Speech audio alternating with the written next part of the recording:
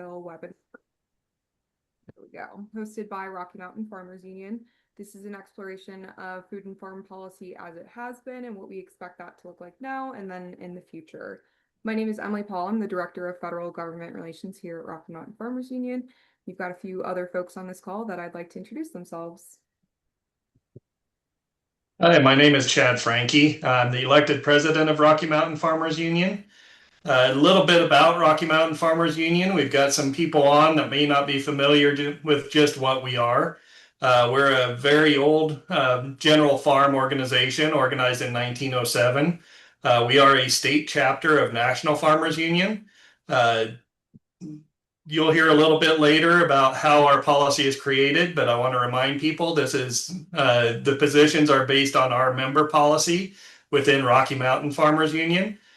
Some of these policies may or may not align with National Farmers Union, which we are a chapter of, and other state organizations may have policies that are aligned or different than ours. I'd like to introduce Tyler Garrett, our CEO. Hi, everyone. My name is Tyler Garrett. I'm the Chief Executive Officer of Rocky Mountain Farmers Union. I just want to say that I'm really glad all of you are joining us here tonight for this really important topic in this presentation, and know that Emily is going to do just an amazing job explaining this and answering your questions. I will be around. I'll now introduce Madeline. So, Madeline, tell them who you are. Hi, everyone. I'm Madeline Robertson. I'm the Director of State Government Relations here at RMFU. Awesome. Well, thank you for all the introductions. If you have any questions about what we do here at Rocky Mountain Farmers Union, please go ahead and put that in the Q&A. We've got plenty of staff on here to answer any questions you may have. Before we start, just wanted to, as you can see, we are recording. No one's names will pop up, but if you have to hop off early or if you want to send this to anyone afterwards, we will be pushing this out on our socials as well as on our website. You can ask any questions while I'm presenting, and we will do our best to answer to the best of our ability towards the end of the. And thank you all for being here. We really appreciate it. You taking time out of your night. Okay, so I wanted to start off with talking about the overall objectives of the webinar as we see them. We're looking to gain a better understanding of how the Farm Bill Coalition was built over the last 100 years, as well as learning how HR 1, or as you may have heard it, the One Big Beautiful Bill, has altered those political dynamics that have previously passed the Farm Bill. We also want to have a better understanding of why current farm programs are ultimately failing our family farmers and ranchers, and also discuss how future food and farm policy can better support those family farmers, ranchers, as well as the rural communities that they support. Couldn't have a Rocky Mountain Farmers Union webinar without talking about what we do here as an organization. So as our board president said earlier, Chad Franke, Rocky Mountain Farmers Union represents nearly 14,000 family farmers and ranchers across New Mexico, Wyoming, and Colorado. We are a big tent organization, so we support and we have members that go anywhere from beekeepers to cattlemen to dryland farmers, urban folks, rural folks, and everyone in between. We are made up of a few main tenets within our organization. We have cooperation. So we have a cooperative development center that helps businesses establish the cooperative model. We have education. So we teach students anywhere from middle school, elementary school, high school, all the way to our adult program, which is called the Fellows. And they are able to join us in September for the National Farmers Union fly-in, as well as legislation, which is the department that Madeline and I man, government relations. All of our policies set by members, for members, so nothing that we lobby on behalf of at the state level or the federal level. That essentially all comes from that policy book that our members set. One program I wanted to highlight before we moved on is our AgWell program. So as we know, farming is a very difficult industry to be a part of, and our AgWell program supports producers through mental health struggles as well as any needs that they might have in their local community. And all of this is on our website if you have any questions, or drop them in the chat. Okay, so we're going to kind of go over a few things about the Farm Bill and how that coalition was built. And our first bullet point here is that the modern Farm Bill was born from the Great Depression. So the Farm Bill, as we know it, is one of the largest and most influential pieces of legislation that Congress considers. It shapes nearly every part of the American food and agricultural system, and it's traditionally renewed about every 5 years. And the bill governs anything from support programs, crop insurance, conservation initiatives, and rural development, all the way to SNAP, or the Supplemental Nutrition Assistance Program. While it's often described as an agricultural bill, the Farm Bill is ultimately both food policy and an economic policy package. Can't talk Farm Bill unless we wind it all the way back to the 1920s and 30s and talk about the Great Depression and the Dust Bowl. So farmers were hit first and hardest when the economy took a downturn at this point. The Great Depression and Dust Bowl left farmers in a really difficult position, and this ultimately resulted in a lot of foreclosures of domestic producers. A stat that I wanted to highlight while going over these few slides is that the realized net income of farmers in 1932 was about 33% of what it had been in even 1929. So we see a 77% reduction in just 3 years. Mechanized farming destroyed native grasses and their deep taproots, as well as severe and persistent drought resulted in the soil erosion you see on these slides. So land management and weather cycles resulted in quite literally the perfect storm, or the Dust Bowl. After World War I ended in 1918, farmers entered a 10-year period of decline for the money that they were receiving for their commodities in America. To address this, Congress passed the Agricultural Adjustment Act of 1933. AAA was the first iteration of what we now consider in modern day the Farm Bill. So AAA of 1933 also established the Agricultural Adjustment Administration under the then Secretary of Agriculture, Henry Wallace. So what this did is create a domestic allotment plan that paid commodity producers to reduce their acreage of certain crops and to also reduce their livestock.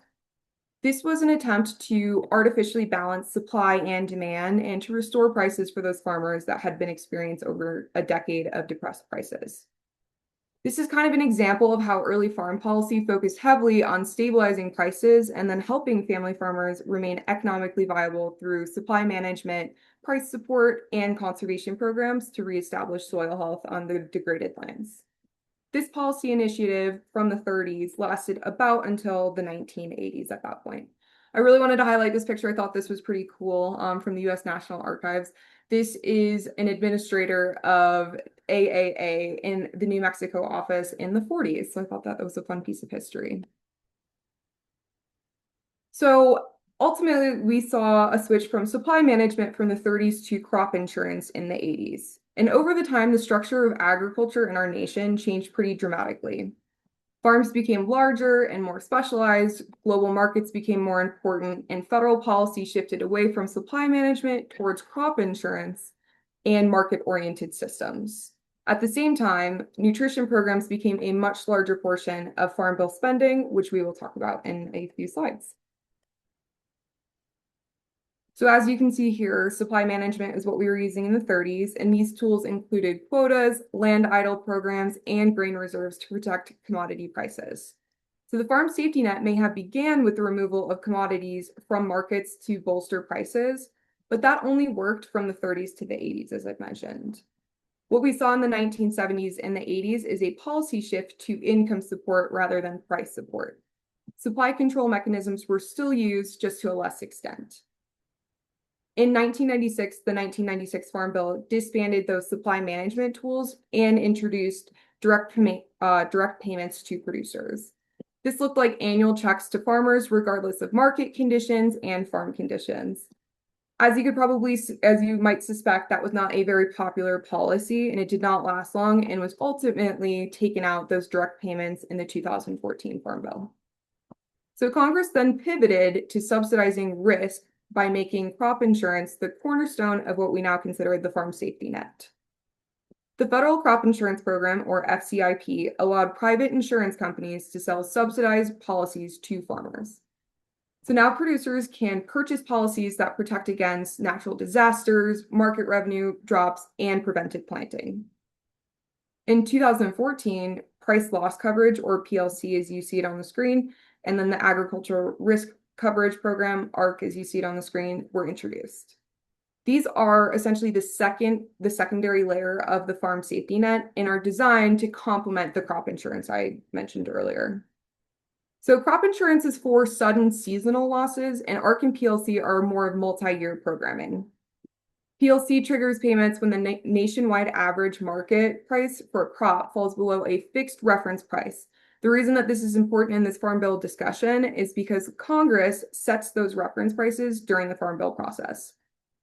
ARC triggers payments when actual crop revenue falls below a benchmark revenue guarantee, and this is based on a 5-year average of historical yield and prices that's set by USDA. So we've talked a little bit about how the Farm Bill started and kind of the switch from supply management to crop insurance. So now we can't talk about the Farm Bill without talking about the many titles that are involved. The Farm Bill is comprised of 12 titles that range from conservation all the way to forestry, research, crop insurance, and many more things. Baked into these titles are critical programs that support the longevity of farms and ranches across the nation, including programs like the Environmental Quality Incentive Program, or EQIP, and the Conservation Reserve Program, CRP, as well as ARC, which we just discussed, in PLC, and rural development initiatives. And these are the 12 titles listed on this slide.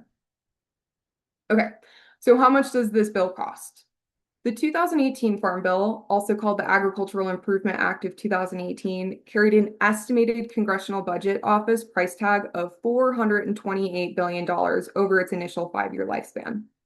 Over a 10-year budget window, the expected cost was projected to be $867 billion. That looks like $664 billion in nutrition spending, $78 billion for crop insurance, which is the orange slice of this pie on the screen, $61 billion for commodities, which is the white part of this pie chart, and $60 billion for conservation.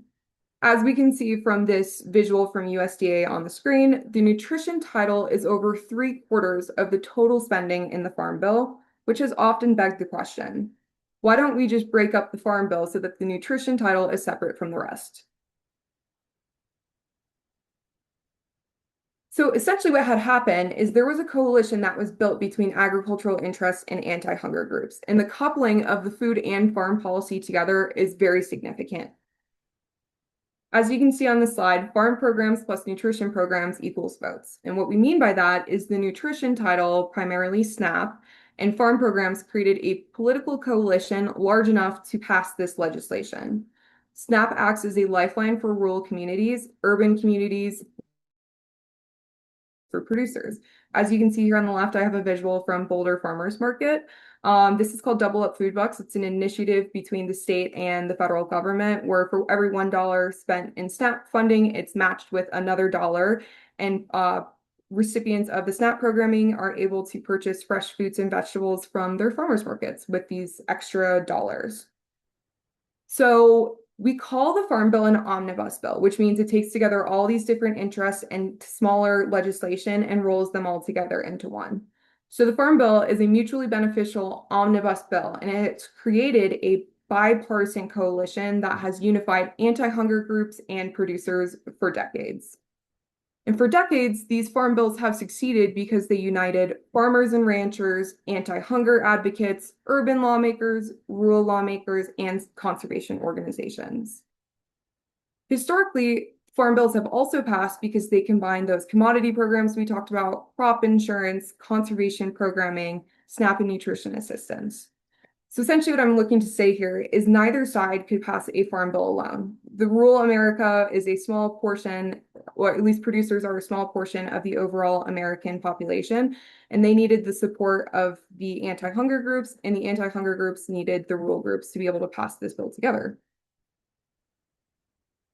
So we've established the historical importance in the titles that make up the Farm Bill as we know it. Who do we think this benefits? From our perspective here at Rocky Mountain Farmers Union, we like to consider this the Food and Farm Bill because it benefits farmers, ranchers, consumers, rural communities, and anyone who goes to the grocery store and eats, which is hopefully all of us. So, how often do we pass the Food and Farm Bill? Well, normally this is every 5 years to stay up to date with agricultural prices, conservation, and nutrition programming.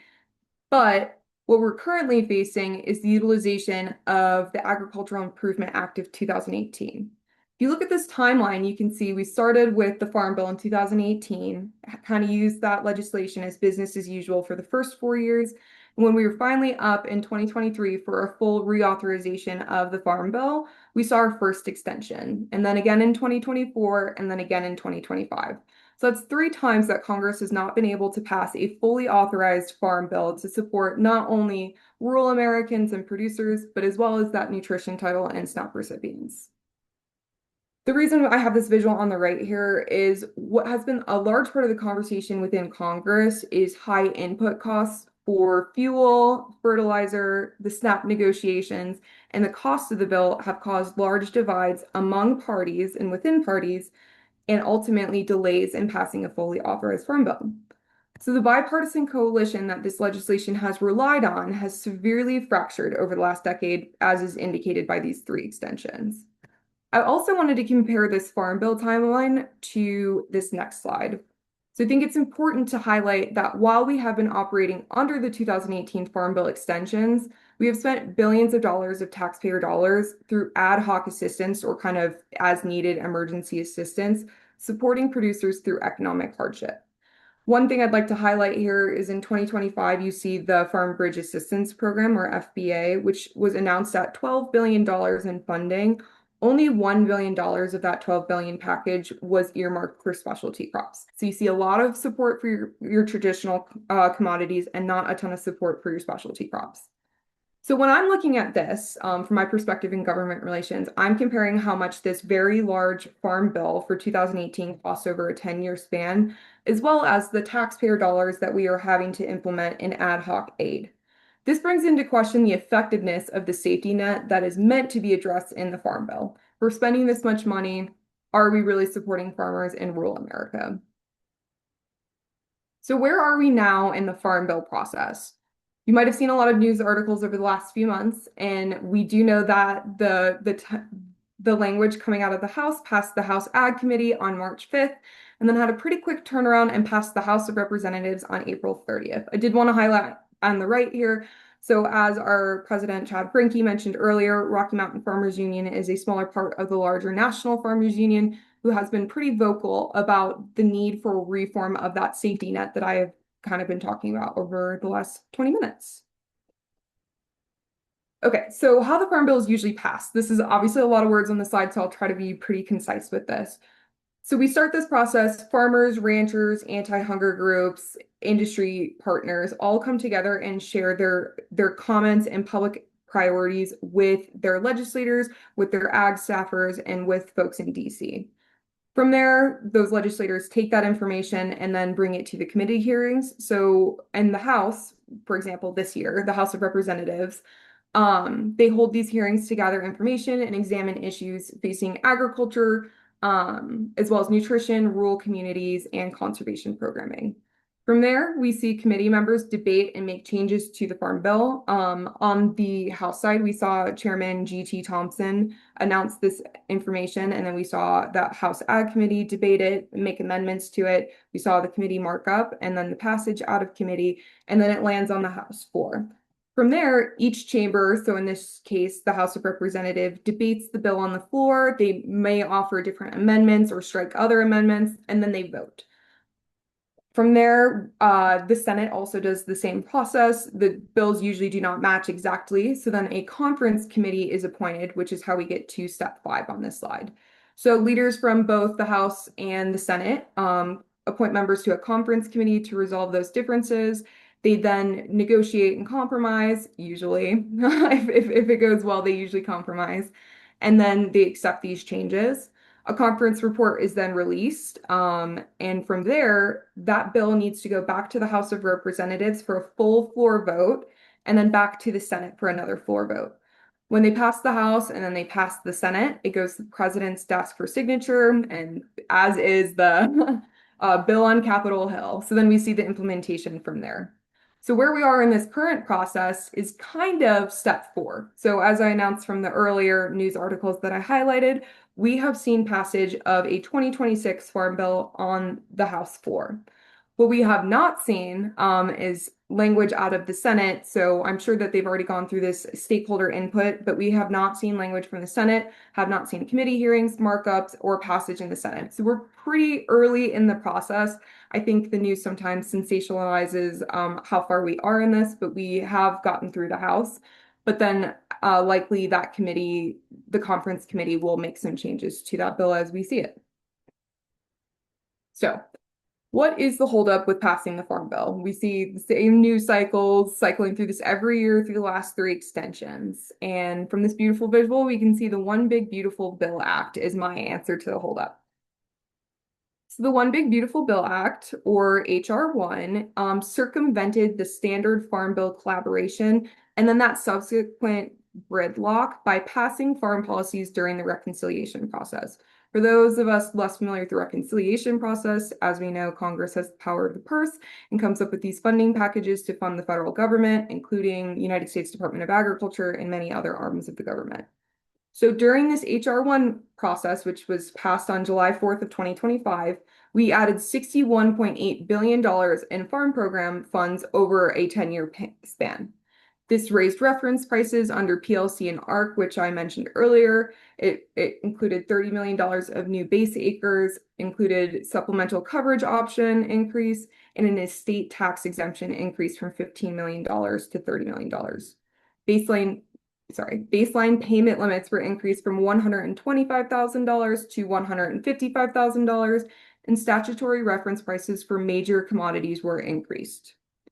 ARC and PLC were also extended through 2031, and it updated dairy and conservation programs through 2031 as well. One of the big focuses I wanted to talk about is the cut of $185 billion in SNAP funding over the next 10 years. This includes work requirements, SNAP error rates, and many other things that we will discuss. I think this visual is pretty striking. You can see our major commodities for PLC reference updates. You see barley, corn, grain, lentils, peanuts, previously at pretty low prices from that 2018 level, and then the new prices and that percent change. That percent change ranges anywhere from 10% for barley to 20% for long grain rice. I like to think of this as without these major updates, whether that be through the reconciliation process or Farm Bill, what you paid at the grocery store as a consumer in 2018 and 2026 are presumably very different prices. The same goes for the farm economy. So SNAP changes. Historically, the federal government has paid for 100% of SNAP benefits. Under HR 1 or the One Big Beautiful Bill Act, states are required to shoulder up to 75% of administrative costs and up to 15% of benefit costs. As you remember from that USDA pie chart earlier, the nutrition title of the Farm Bill is very expensive, so asking states to share in this process is very expensive. States with error rates above 6% will pay about 5 to 15% of SNAP benefits for their state.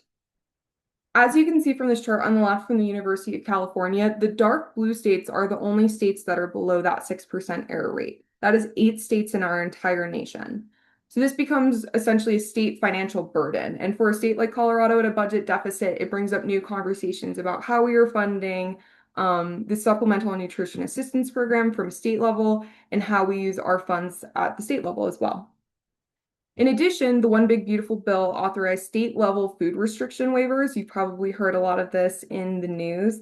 This allows states to limit the purchases of goods like sugary beverages, candy, and more restrictions at the state level. Additionally, there was stricter work requirements for the Supplemental Nutrition Assistance Program. For example, for children that have aged out of foster care, able-bodied homeless people, and many others. So going back to our original chart of where we are in the Farm Bill process, as I mentioned earlier, we are kind of in step 4 while also being on the House side, while also being somewhere between step 1 and 2 on the Senate side, having not seen any text. The House version that has passed, we are waiting to see text on the Senate side. So let's go over what exactly is in the House version and kind of what the holdup is in the interim. Okay, so why is this called the Skinny Farm Bill? I'm sure some of us have seen that. We have a friend here at Montana Farmers Union on the left calling this the Skinny Farm Bill. So basically, the most expensive provisions of the Farm Bill, the nutrition title, reference price updates, were handled during the reconciliation process, HR 1. And what we can read and interpret from Rocky Mountain Farmers Union perspective of the current version of the Farm Bill on the House side is that this is status quo business as usual. And if we think back to the economics of the Farm Bill package and how much we've been spending and how much aid we've needed in ad hoc assistance, is that really sufficient while we're facing new challenges in the farm economy? So the budget bill's decimation of SNAP funding has caused a really deep rift in the traditional Farm Bill coalition of farmers and nutrition advocates, which makes a full-scale Farm Bill much more challenging, if not impossible to achieve.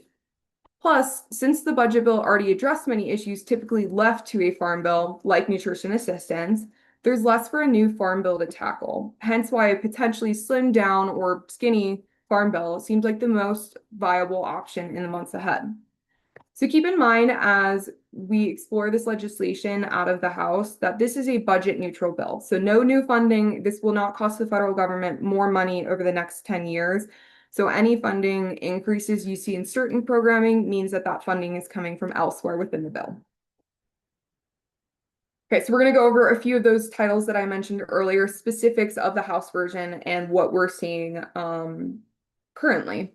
So for the conservation title of the bill, it reauthorizes the Conservation Reserve Program, as well as authorizing precision agriculture as an accepted management use under EQIP, as well as $100 million in conservation stewardship programs set aside for soil health practices. To our members, these soil health initiatives are very important, but $100 million over the length of this bill is sometimes considered insufficient, depending on who you ask. Some of the money that was for EQIP has now been reallocated to pay for a forest conservation easement program. So like I said earlier, budget neutral, sometimes you see shifting in funds. For food access, we see reauthorization of the Local Food Purchase Agreement program, also called LFPA, at $200 million a year. One thing that I would like to highlight is that this programming did exist. It was slashed in 2025 under the current administration. So this is kind of what we see with this text is a reinstatement of programming, not an increase in that funding. It also maintains mandatory funding for the local agricultural market program called LAMP, which includes farmers market, promotion programs, local food promotion programs, regional food system partnerships, and value-added producer grants at $50 million per year total. From there, we see improvements or changes to the farm safety net and credit.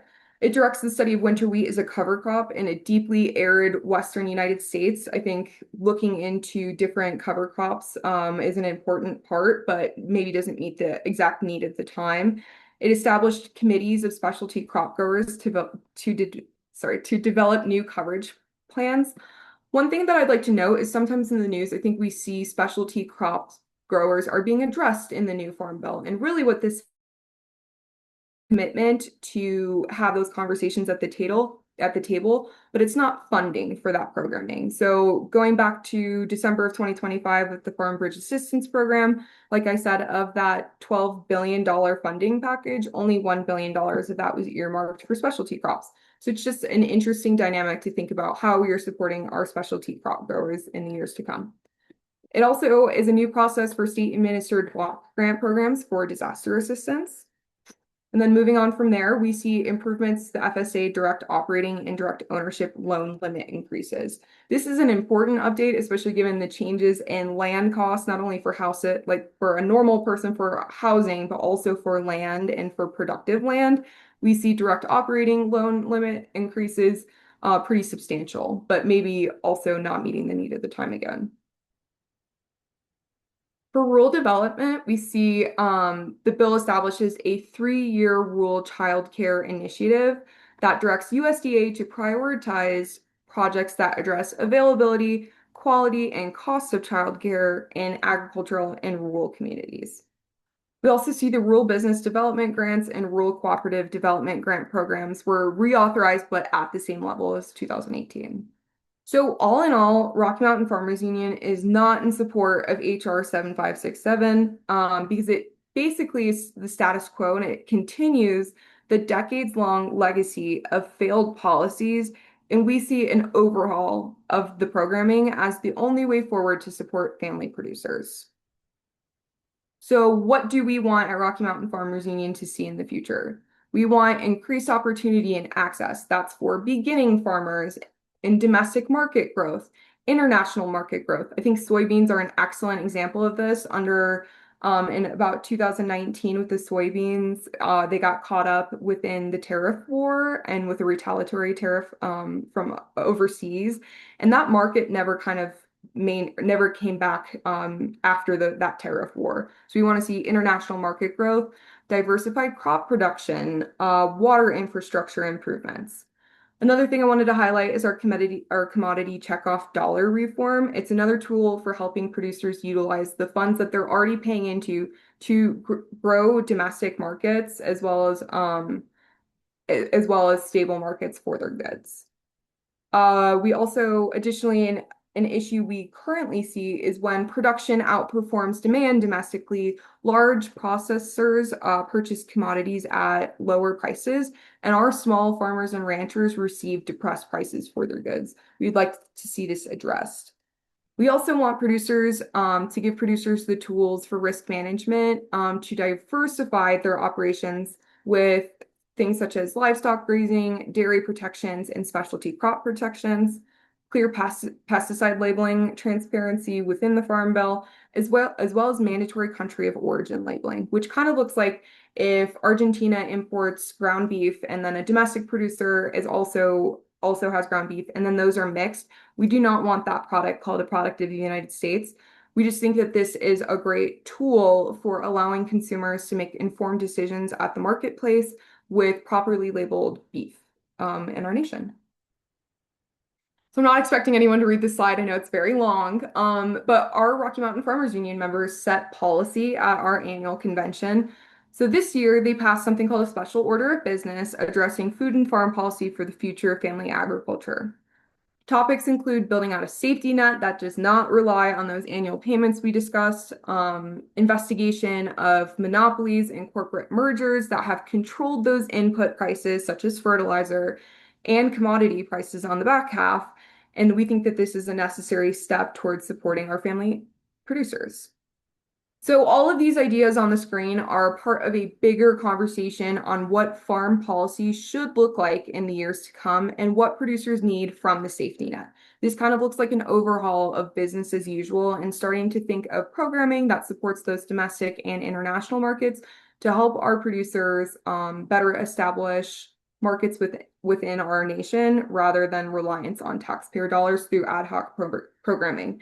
Because our farm economy is so unstable at the time, these are necessary, these ad hoc payments and farm bill improvements, but we need to start thinking about the future of what these programs look like. So the bottom line, between 2017 and 2022, America lost more than 141,000 farms and about 20 million acres left production. So farm losses are up, the average age of a farmer is nearing 60 years old, and those ad hoc payments are necessary to keep farms afloat. So the question is, do we lack adequate assistance or are our policies solving the wrong problems? We need true safety nets that move away from that ad hoc assistance and start thinking of market stability rather than these extremely volatile conditions our farmers are operating under. This is the work that I'm proud to be a part of every day. As you can see here, we've got members at the National Farmers Union Convention advocating for policy updates.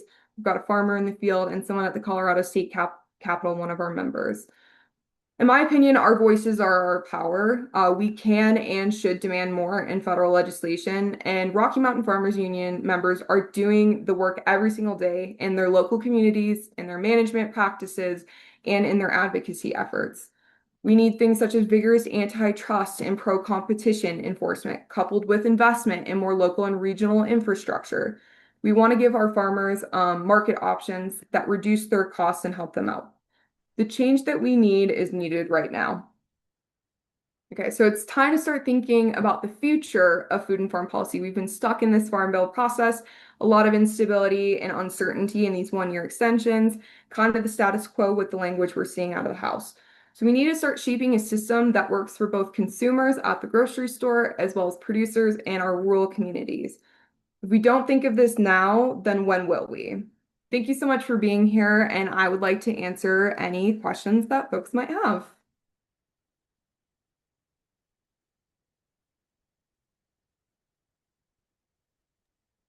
Thanks, Emily. Thanks for doing that. It's really great. Yeah, so if anyone has any questions, go ahead and pop them into the Q&A and we'll get this answered. While we're waiting for a question to come in, you did mention like a conference committee. Would you explain what that is to people? I'm not sure Yeah, if everyone's familiar. yeah, definitely. So I think I had mentioned out of the House and out of the Senate, the bill might not look exactly the same. For example, on the House side, we saw provisions for pesticide labeling get canceled out. Because we have not seen language on the Senate side, that might still be a priority of a lot of our members, especially on the House Ag Committee. We don't really know because we haven't seen language. So if that were to pass, if the pesticide protection labeling had come in on the Senate side and voted on the floor and passed through, that committee would kind of balance out the differences in the House version of the bill and the Senate version of the bill and kind of come up with something together that once again needs to be voted on in both chambers and then ultimately, hopefully, becomes law. Thanks. Yeah. Madeline, did we have any questions in the chat while I was presenting? Nope. No, Look at you that, did I just such a explained it thorough so job. well. Yeah. Yeah, any questions about the Farm Bill process, more about our policy building process or our thoughts on the bill? Okay, We do Emily, have we one have a question. It says, what can we do as producers and future producers to help aid our hopes for the future? Sometimes it feels like our hands are tied and we can't do very much. Yeah, that's definitely part of the core part of what we do here at Rocky Mountain Farmers Union is getting members across our three-state region together to build that policy. I think sometimes having actionable items, whether that's meeting with your local chapter, building policy at the local level, advocating, becoming more comfortable talking with your congressional representatives or even your state representatives. Uh, you'd be surprised how often in my conversations with folks in DC, how often they do want to hear from their producers on specific things. I think that there's sometimes just a disconnect between DC and their communication style with our producers. So just get involved. If it's not Rocky Mountain Farmers Union, it's your neighbors. And yeah, have clear actionable items that you would like to ask of your representatives. And I think, yeah, sometimes in this farm bill process, it can be a little disheartening, just given the amount of money going towards a specific type of producer. Start asking for more. I think that's what our members are focusing on this year, and that's been part of our policy building process. Chad, I don't know if you have anything else. Yeah, I'll add just a little bit to that. Excellent answer. My opinion, we need to be asking for what we need. We need to stop reacting to what is offered and accepting that. A big part of that special order of business, there's some big topics in there that I don't know that we can accomplish soon, but if we never ask for them, we'll never make progress towards them. When producers in this country make up less than 2% of the population, we need to make sure that we let people know what we need and what will help us and what is hurting us. We also need to, as much as we can, we need to stand together. Again, less than 2% of the population. We can't be fighting amongst ourselves. We need to stand together with our brothers and sisters of other organizations wherever we can. We know that we're not going to agree all the time, but where we do, we need to make sure that we're united in our voice. And I think that kind of goes back to that coalition building process between the anti-hunger groups and producers. Our voices are powerful when we speak together. And so communicating with folks outside of agriculture, whether that be urban communities, suburban communities, and talking, I know unfortunately the burden of information does often fall on the producer to have to inform other folks. But the more people get to see that the amazing work that our members and many other folks do, the better they understand what we're getting at here. Okay, we have a few more questions, and two of them are related to the relationship between producers and anti-hunger groups, SNAP. So, Emily, what is a good way to bring RMFU and National Farmers Union into conversations with like paying attention to SNAP and how those things are related? Yeah, definitely. So we are a big tent farm organization. So we have a ton of folks within our membership who are very interested in anti-hunger work and building that coalition. I personally think that within our policy book, because we emphasize so closely that food and farm policy within the Farm Bill needs to be tied together, these are lifelines for both these communities and these actionable legislative processes. I think we need to stick with that. I know that the One Big Beautiful Bill kind of gutted a lot of that traditional coalition by taking some of those SNAP provisions and addressing them in the reconciliation process. So we need to ask moving forward to keep the marriage of our nutrition efforts and our farm efforts. I'll also throw in there that, when Emily and I meet with legislators, one of the things that we do, and other than, saying that we do have a really good relationship with a lot of these organizations like Hunger Free and Nourish and others, we do a lot of work with them. But whenever we are meeting with legislators, we do tell them a few things that, we have to have the nutrition title as well, not just for the coalition part, but because farmers and ranchers, the reason that they do what they do is to feed people, and they care about that. And then the other piece is that it is a market for farmers and ranchers. And to take away part of this market is detrimental, particularly to family farmers and ranchers. A lot of those rely on going to farmers markets and things like Double Up Food Bucks and other things like that.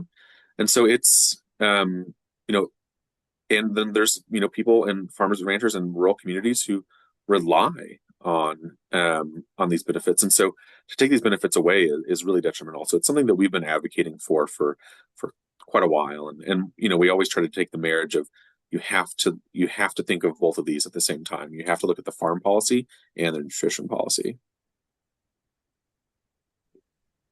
Great. So we have another question that I think is a great question. Is Farmers Union working with other farm organizations on advocating for the big picture issues and not reacting to what is offered?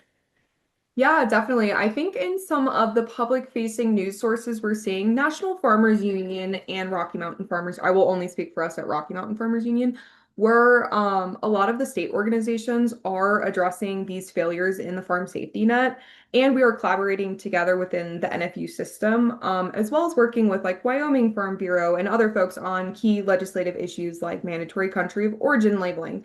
So I think the greatest power we have is picking our similarities rather than picking apart where we disagree, and then doing the best we can within our organizational structures to advocate together on those issues. I think that it gets better news coverage, it gets more engagement from members and from local communities. And I think the ag organizations are working even closer every year.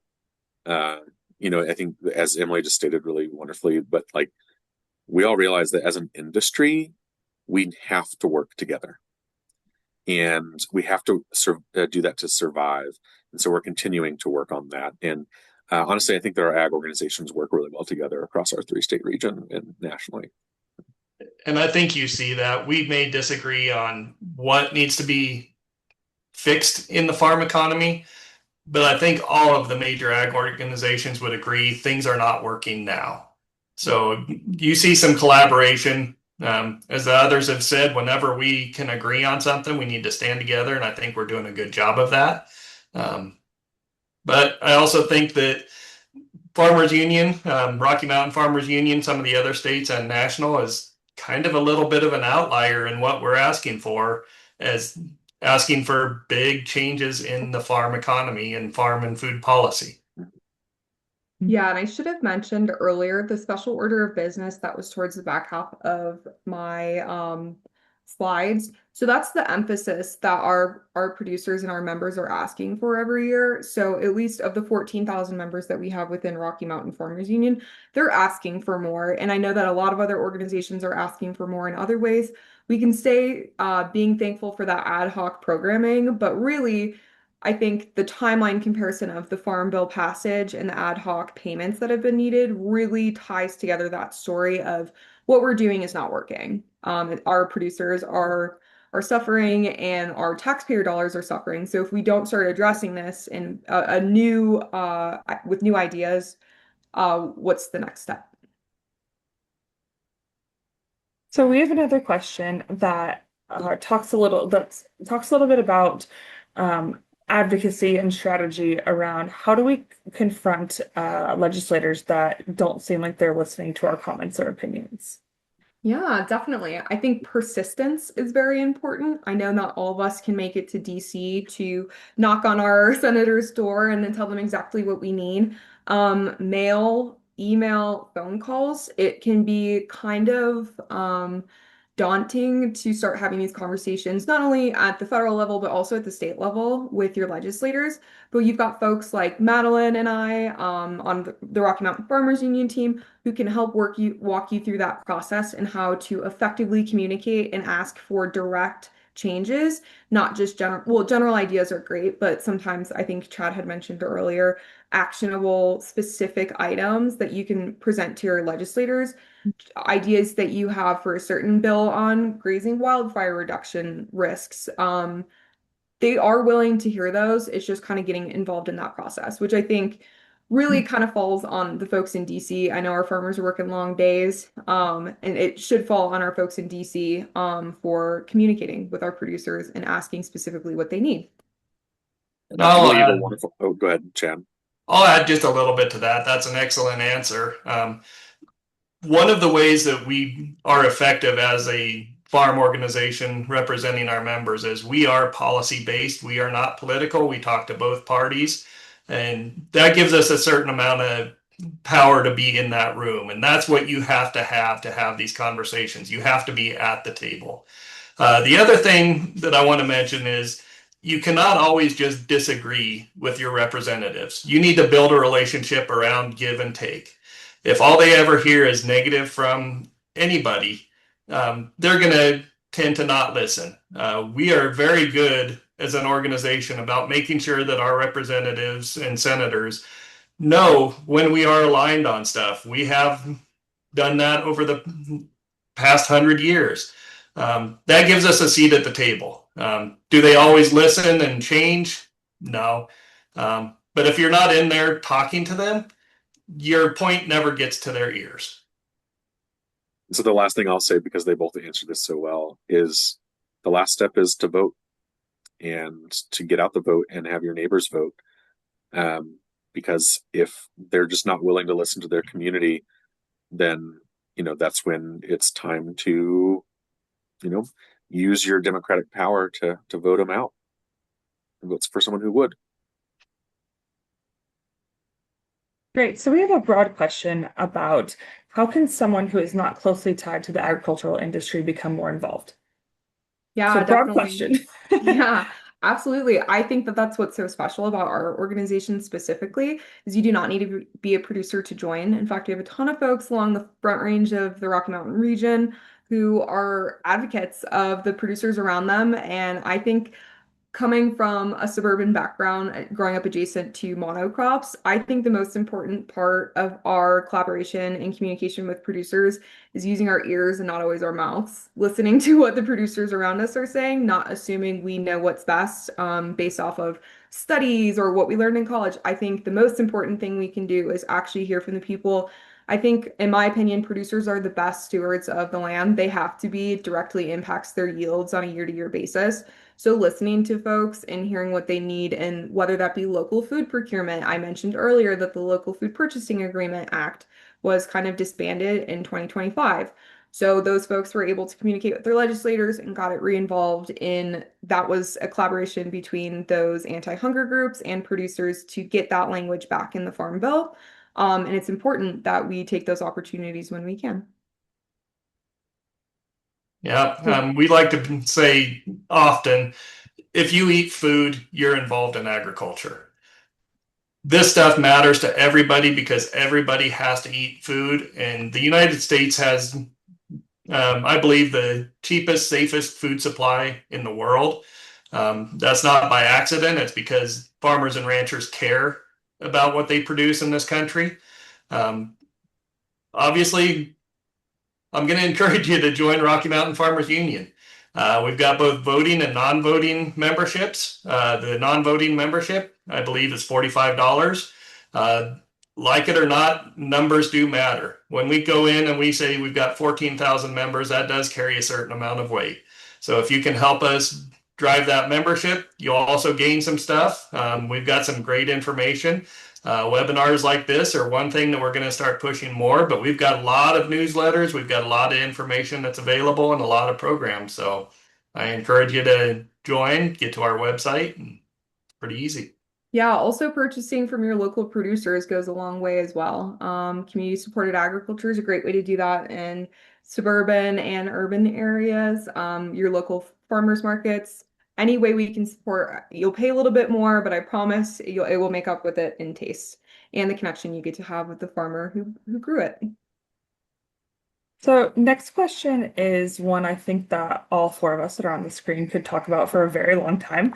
But just kind of briefly, can we talk about how we can involve prospective farmers and ranchers, and specifically youth, that want to continue their generational farms and ranches or even start one? Yeah, definitely. I would like to highlight our education program. Part of our youth education program for elementary, middle, and high school students is connecting those students who might not always be directly related to agriculture, teaching them leadership skills and teaching them a little bit more about what we do here at Rocky Mountain Farmers Union, as well as what producers in general do. As we know, there's a wide variety of producers. You've got backyard folks, beekeepers, cattlemen, you name it, we've got it. Teaching kids that agriculture is a viable career moving forward. I think land succession planning is a more difficult conversation and something that we're all still kind of coming to terms with. I'm sure Chad could speak more to that. But thinking of new approaches, whether that be conservation easements, new tools moving forward on how to keep production agriculture alive in America. Yeah, so I'll take that just a little bit different. I'll go to the end of that question about the transitioning to the next generation and new and beginning farmers and ranchers. There are some very good programs out there. There's some grant programs, loans. There's some good help for beginning farmers and ranchers. But at the end of the day, the best thing we could do to make sure that beginning farmers and ranchers and the next generation is successful is fix the farm economy. For decades, Emily's slide on the ad hoc cost of disaster programs is an excellent slide. Farmers and ranchers hang on by their nails in a lot of cases. That's not right. We need to get our food and farm policy in this country to the point that those who actually produce the food, fuel, and fiber for this country can actually make a living on their farm. They don't need an off-farm income. They don't need, ad hoc disaster programs. We need to get some policies in place that have an impact on the ability to make a living on the farms. And then new and beginning farmers and transitioning generations will kind of take care of themselves. Thank you. Okay, now, Emily, we have a more specific question, asking you to explain a little further the study of winter wheat as a cover crop. Yeah, definitely. So you see a lot of funding structures within the Farm Bill that support the study of a lot of different crops, whether that be millet as a specialty crop, as presented by Congressman Lauren Boebert, and that's important to Eastern Colorado, or you could see something like winter wheat, which can be a pretty important cover crop. They're essentially nutrient scavengers. They look for things like phosphorus and nitrogen, and they also offer weed protection for cover crops, which really becomes important as we face a more arid climate. As we all know, snowpack in the Intermountain West was pretty abysmal this most recent winter. So we need to start thinking of these studies for long-term solutions for protecting our ground cover and our soil health. Essentially, winter wheat's just one of those many options. We see a lot of funding for, like I said, for the study of things. Implementation is a little more hard to narrow down in the Farm Bill process.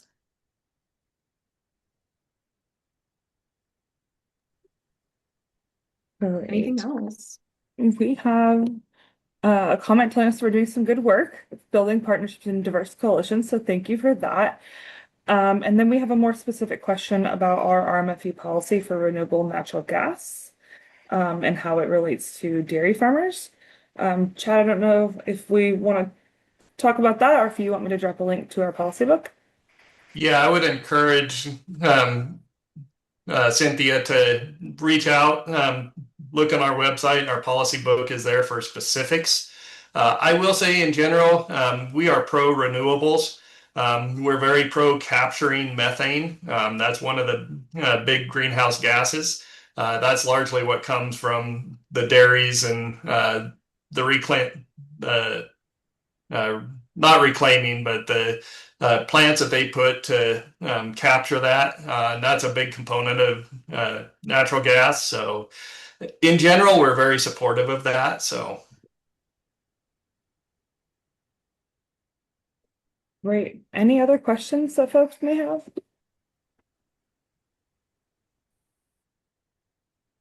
Yeah, and I just wanted to highlight one more time. I think one of the most special things about what we do here at Rocky Mountain Farmers Union is that our members set our policy. So Chad does our interpretation because some of our policy is more general. But Madeline and I are not lobbying on behalf of an idea that comes out of our own brain. It's kind of depending on the bill that we're looking at. So not I know that we've been advocating a lot for membership, but that's one of the many benefits of membership is access to these education programs, access to Madeline and I as well as our three regional lobbyists, and we have two in New Mexico and one in Wyoming. Not in a lot of organizations do you get to set the policy directly and have your peers vote on it, and you get to explain why you want that policy, but you've got folks that you can email or call and ask more specific questions. I think it's one of our superpowers here at Rocky. Sweet. Well, thank you all so much for joining. If you have any follow-up questions following this webinar, we also will have a recording, but please feel free to reach out to any of us on staff. We're very friendly and more than happy to answer any questions you may have. Hope everyone has a great night.